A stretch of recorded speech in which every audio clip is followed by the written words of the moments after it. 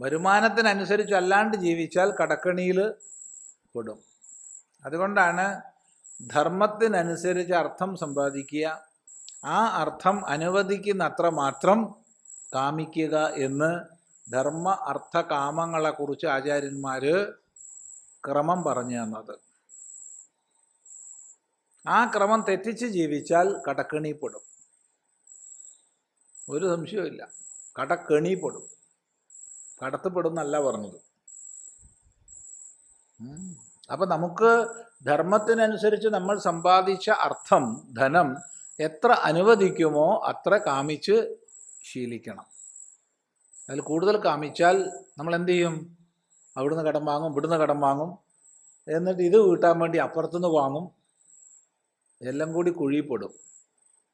അതുകൊണ്ട് ധർമ്മം, അർത്ഥം, കാമം എന്ന ക്രമം ഒരിക്കലും മറക്കരുത്.